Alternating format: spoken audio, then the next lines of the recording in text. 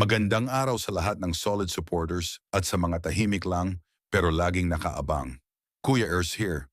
Ngayon, pag-uusapan natin ang isang issue na biglang sumingit sa comment section. Isang linyang pilit binibigyan ng kulay. Krista hindi niya type? Maarte daw? Madam, klaruhin lang natin ha. Bawal ang hater dito. Kung may opinion ka, sige. Pero kung panlalait na, ibang usapan na yan. Kaya ngayon, isa-isahin natin. Mahinahon, diretso at patas. Unang-una, yung salitang hindi niya type. Natural sa kahit anong tao ang magkaroon ng preference, walang mali doon. Pero ang problema, kapag ginamit ang salitang yan para maliitin ang isang tao, lalo na si Krista na wala namang ginagawang masama, doon na tayo titigil. Kasi malinaw, walang ebidensya, puro haka-haka. Ang nakikita lang ng marami ay isang babaeng marunong rumespeto sa sarili, marunong umasta at marunong makisama. Kung tawagin man yan ng iba na maarte, baka kailangan muna nating linawin kung ano ba talaga ang ibig sabihin ng pagiging maarte. Ang pagiging maayos kumilos, maingat magsalita, at may prinsipyo, hindi yan arte. Iyan ay pagpapahalaga sa sarili. Hindi lahat ng tahimik ay suplada. Hindi lahat ng may boundaries ay mayabang. At hindi lahat ng hindi pumapatol ay mahina. Sa totoo lang, madalas ang mga taong ganyan ang pinakamalakas ang loob. Tahimik lang, pero buo. Ngayon puntahan natin si Mikoy. Marami ang nag-aabang. Re-respect ba? Ang totoo, hindi kailangan ng respa kung wala namang kasalanan. At kung sakaling magsalita man si Mikoy, hindi yan para makipag-away, kundi para linawin ang totoo.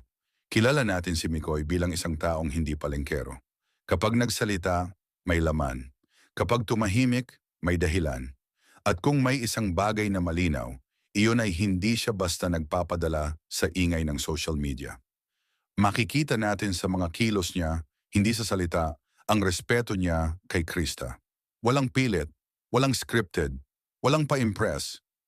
Natural. Kaya kung may nagsasabi na hindi niya type, tanong lang, kanino ba galing ang istorya? Sa mismong tao ba? O sa comment lang ng isang netizen na naghahanap ng pansin? Kasi kung galing lang sa haka-haka, malinaw, walang bigat yan. At ito ang hindi napapansin ng mga hater. Habang sila ay nagiiwan ng masasakit na salita, mas lalo namang dumadami ang sumusuporta. Hindi dahil perpekto si Krista, kundi dahil totoo siya. Hindi nagpapanggap, hindi nagpapabango ng pangalan.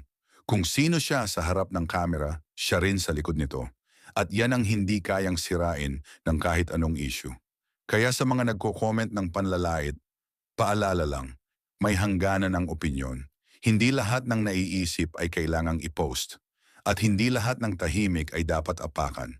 Dito sa community na malinaw ang paninindigan, positivity, respeto, at katotohanan. Walang puwang ang hate na walang basehan. Sa dulo ng araw, ang mahalaga ay ito. Ang tunay na koneksyon ay hindi dinidikta ng tsismis. Hindi ito nasisira ng salitang maarte.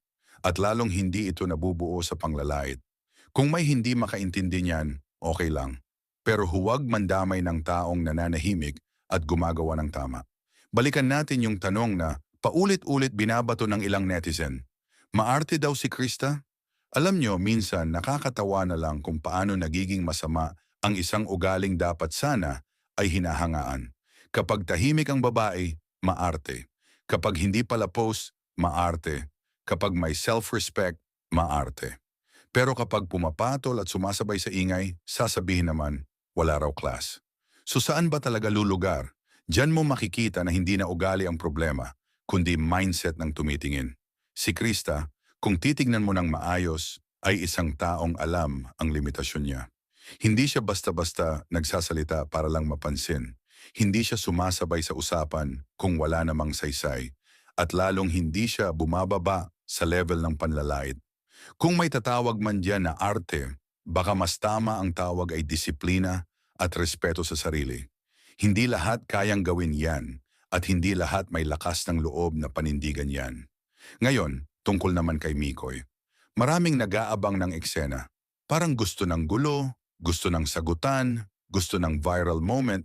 Pero kung kilala mo si Mikoy, alam mong hindi siya ganong klase ng tao. Hindi siya nagpapapogi sa resback. Hindi siya nag-iingay para lang patunayan ang sarili. Kung magsalita man siya, kadalasan ay sakto lang, walang sobra, walang kulang. At minsan nga, ang pinakamalakas na sagot ay katahimikan. Kasi sa totoo lang, hindi kailangan ipaliwanag ang totoo sa mga taong sarado na ang isip. Ang mahalaga, malinaw sa mga taong mahalaga. At base sa mga kilos, sa samahan, sa respeto na makikita, malinaw na walang issue sa pagiging type o hindi. Ang totoo, mas makikita mo ang appreciation, ang respeto, at ang maayos na pakikitungo. Mga bagay na hindi mo kayang itago kung peke lang. Isa pa, pansinin nyo ha, habang may iilang nagtatangkang manira, mas marami namang tahimik na sumusuporta. Yung mga hindi na kailangang mag-comment araw-araw, pero ramdam mo ang presensya. Yung mga hindi nakikipag-away pero klaro kung kanino sila nakatayo. At yan ang klase ng suporta na mas matibay kaysa sa ingay ng hate. Hindi rin natin pwedeng kalimutan na ang social media ay salamin lang ng ugali ng gumagamit nito. Kung ang laman ng komento ay panlalait, insecurity, at galit, hindi iyan galing sa taong masaya. Samantalang si Krista, kahit anong iba to, tuloy lang, trabaho lang, pangarap lang, walang patol, walang drama. At yan ang klase ng ugali na hindi kayang sirain ng tsismis. Kaya sa mga nagsasabing hindi niya type, maarte, o kung ano-ano pa, paalala lang, wala kayong hawak na katotohanan. Opinyon lang yan. At sa komunidad na to, mas pinapahalagahan namin ang nakikita sa gawa kaysa sa kwentong gawa-gawa. Hindi kami nagpapadala sa isang comment lang. Tinitingnan namin ang buong larawan. At kung may isang malinaw sa lahat ng ito, iyon ay ito. Walang panalo ang hate. Walang naitayong maganda ang panlalait. At walang nasisirang totoo dahil lang sa ingay. Sa huli, ang nananatili pa rin ay ang respeto, maayos na samahan, at ang suporta ng mga taong marunong umunawa. Kaya sa lahat ng solid supporters dyan, salamat sa pananatiling kalmado pero matatag. Hindi kailangang makipagbangayan para ipagtanggol ang tama. Minsan sapat na ang paninindigan, respeto at katahimikan. At sa mga hater, paalala lang ulit, bawal ang hate dito. Kung wala kang maitutulong, huwag ka nang dumagdag sa ingay. Hanggang dito muna tayo.